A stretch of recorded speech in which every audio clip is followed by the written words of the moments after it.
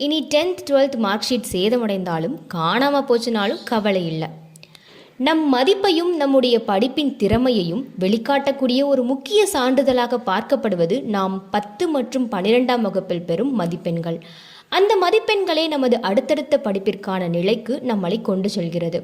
தற்போது 10, 11 மற்றும் 12 எனும் 3 வகுப்பிலும் பொதுத் தேர்வுகள் நிகழ்த்தப்படுகிறது. இந்த பொதுத் தேர்வுகள் என்பது மாணவ மாணவிகளுக்கு பெரும் பரபரப்பான காலகட்டத்தையும், பெற்றோர்கள் மற்றும் செல்லும் இடமெல்லாம் கண்டிப்பு, ஆலோசனை, அறிவுரை போன்றவை மட்டுமே கிடைக்கும். அதே மாதிரி மாணவ மாணவிகளும் ஆரம்பத்தில் அதை நினைத்து பயந்தாலும் பிறகு படிக்க ஆரம்பித்து தேர்வுக்காக தன்னை தயார்படுத்தி வெற்றிகரமாக தேர்வை எழுதி நல்ல மதிப்பெண்களையும் பெறுவார்கள். அப்படி அவர்கள் பெறும் மதிப்பெண்கள் சான்றிதழ்களில் பார்க்கும் பொழுது அவர்களுக்கும் அவரது பெற்றோர்களுக்கும் மிகுந்த மகிழ்ச்சியை கொடுக்கும். இந்த சான்றிதழ்கள் இன்னும் காலாகாலத்திற்கும் அவர்களிடம் இருக்கும் ஒரு பொக்கிஷமாகும். அப்படிப்பட்ட அந்த பொக்கிஷம் கிழிந்து விட்டாலோ, காணாமல் போய்விட்டாலோ, சேதமடைந்து விட்டாலோ என்ன செய்வது? ஒன்றும் செய்ய முடியாது என்றுதான் கூறி வந்தனர். அதோடு யாரும் சமாளிக்க முடியாத இயற்கை பேரிடர்கள் ஏற்பட்டால் நம் வீட்டில் இருக்கும் அனைத்து பொருட்களையும் பாதுகாக்க முடியாது. அப்படி இருக்கும் பொழுது சான்றிதழை மட்டும் எப்படி நம்மால் பாதுகாக்க முடியும்? எப்படி மீண்டும் பெற முடியும் என்ற கேள்வியும் பதட்டமும் அனைவருக்கும் இருக்கும் ஒன்றுதான். ஆனால் அதற்கும் தற்போது தீர்வு கிடைத்துள்ளது. ஒருமுறை தனது பொதுத் தேர்வு மதிப்பெண் சான்றிதழை ஒருவர் தொலைத்து விட்டாலோ அல்லது சேதமடைத்து விட்டாலோ டூப்ளிகேட் எனப்படுகின்ற மறுபிரதியை அவர்களால் பெற முடியும். அதற்கு சில விதிமுறைகள் உள்ளது.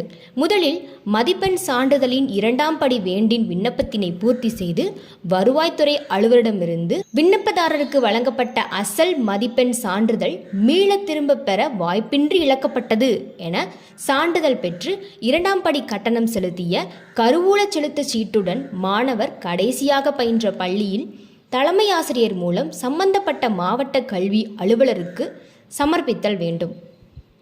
சம்பந்தப்பட்ட மாவட்ட கல்வி அலுவலர் விண்ணப்பத்தினை பரிந்துரை செய்து இவ்வலுவலகத்திற்கு அனுப்ப வேண்டும். தொடக்க கல்வி பட்டய தேர்வு விண்ணப்பதாரர் சம்பந்தப்பட்ட மாவட்ட ஆசிரியர் கல்வி மற்றும் பயிற்சி நிறுவனம் மூலம் இவ்வலுவலகத்திற்கு அனுப்ப வேண்டும்.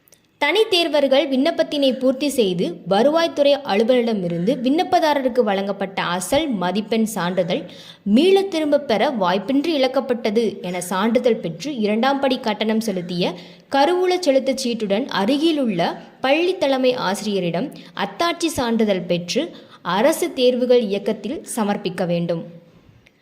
மேலும் இதற்கு கட்டணமாக குறிப்பிட்ட தொகையும் வசூலிக்கப்படுகிறது.